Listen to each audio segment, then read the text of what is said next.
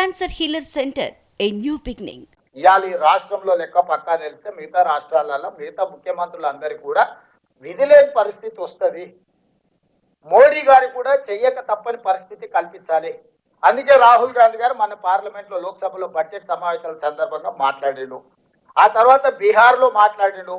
దేశం మొత్తం ఈ తెలంగాణలో మోడల్ని రాహుల్ గాంధీ గారు తీసుకొని దేశం మొత్తం నలుమూలలు పర్యటించి డిమాండ్ చేయాలని రాహుల్ గాంధీ గారి కార్యాచరణ తీసుకుంటుంది. కాబట్టి ఈ కార్యాచరణతో రాహుల్ గాంధీ గారు ముందుకెళ్తే నరేంద్ర మోడీ గారికి రాజకీయంగా తీవ్రమైన విమర్శను, రాజకీయంగా తీవ్రమైన వ్యతిరేకతను ఎదుర్కోవాల్సిన పరిస్థితి. ఎందుకంటే 12 ఏళ్ళు ప్రధానమంత్రి కూడా ఆయన చేయలేదు. రాహుల్ గాంధీ డిమాండ్ చేస్తున్నాడు. రాహుల్ గాంధీ తెలంగాణలో చేయించిందంటే రేపు దేశంలో ప్రధానమంత్రి 100% రాహుల్ గాంధీ గారు ఇది చేస్తారని ప్రజలకు ఒక్కసారి బలహీన వర్గాలకు నమ్మకం కలిగిందంటే రాహుల్ గాంధీ దేశానికి ప్రధానమంత్రి అవుతాడు.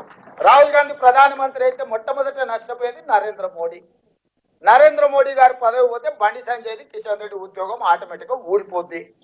వాళ్ళ ఉద్యోగాల రక్షణ కోసం మన ప్రభుత్వం చేసిన ప్రక్రియను మొత్తాన్ని తప్పుబట్టి దీంట్లో కొంతమంది కొన్ని సంఘాలను, కొంతమంది వ్యక్తులను వాళ్ళకు ఉన్న పరిమితమైన జ్ఞానమో సమాచారం లేకపోవడం వల్లనో వాళ్ళు ఏదేదో మాట్లాడుతున్నారు.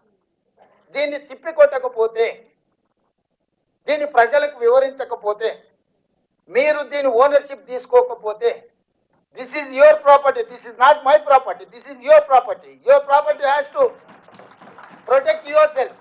మీకు ఒక ఆస్తిని జమ చేసి రాహుల్ గాంధీ గారు ఇస్తే మీరు ఆ ఆస్తిని కాపాడుకోకపోతే రేపు భవిష్యత్తులో ఏం చెప్పుకుంటారని నేను అడుగుతున్నా. ఇక్కడ ఉన్న మిత్రులందరూ, మీరు అందరు చదువుకున్న వాళ్ళు, నాకంటే గొప్ప చదువులు చదువుకున్న వాళ్ళు, మీకు సోషల్ ఇంజనీరింగ్ తెలిసిన వాళ్ళు, సోషల్ రెస్పాన్సిబిలిటీ ఉన్న వాళ్ళు ఇందులో ఉండరు. మీరు ఎవరికి వాళ్ళు ఏదో లేదు రేవంత్ రెడ్డి గారు చేసి ఆయన చెప్పుకుంటారులే, పట్టి విక్రమార్క చేసిండు ఈయన చెప్పుకుంటారులే అంటే ఇది అల్టిమేట్ గా ఎవరికి నష్టము?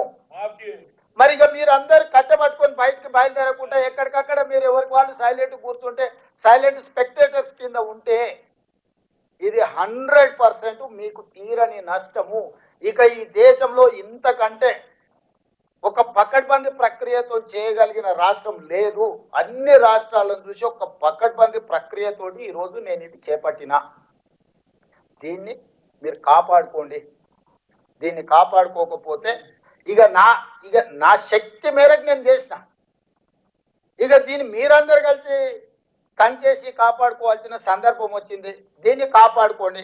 కాపాడుకోవడమే కాకుండా ప్రజల దగ్గరికి తీసుకెళ్ళాలి. కాంగ్రెస్ పార్టీ కార్యకర్తలుగా, కాంగ్రెస్ పార్టీ అభిమానులుగా రేపు రాహుల్ గాంధీ గారిని మనం ప్రధానమంత్రిని చేయాలంటే ఓ కార్యాచరణ మనకు ఉండాలి. కార్యాచరణ లేకపోతే కూడా మనం ఈ ప్రక్రియను ప్రజల దగ్గరికి తీసుకెళ్ళలేము.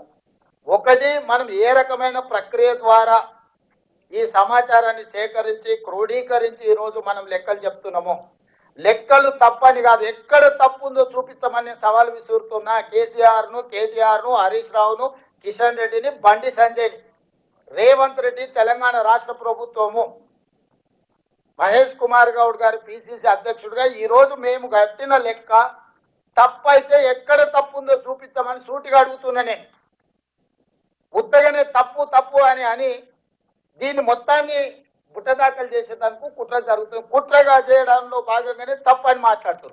ఫలానా దగ్గర తప్పు ఉందని ఇప్పటివరకు ఎవరైనా చూపించారా? ఎవరైనా మేధావులని మీటింగులు పెట్టి చెప్పేటోళ్ళు రేవంత్ రెడ్డి చేసిన ఫలానా ఊర్లో కొండారెడ్డిపల్లిలో ఫలానా దగ్గర ఈ బీసీ బదులు ఓసీ అని రాసిందని మళ్ళీ లెక్క చూపించిందా? పోనీ ఫలానా దగ్గర ఈ లెక్కలో తప్పు ఉందని ఎప్పుడని చెప్పిందా?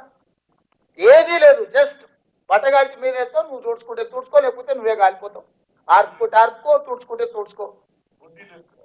సో తొండిగా మొండిగా వాళ్ళు వాదిస్తున్నారు. రాజు గొప్పడా మొండోడు గొప్పడా అంటే ఒకసారి మొండోడు గొప్పడు అన్నాడు అంటే వెనకట్టుకోవడం.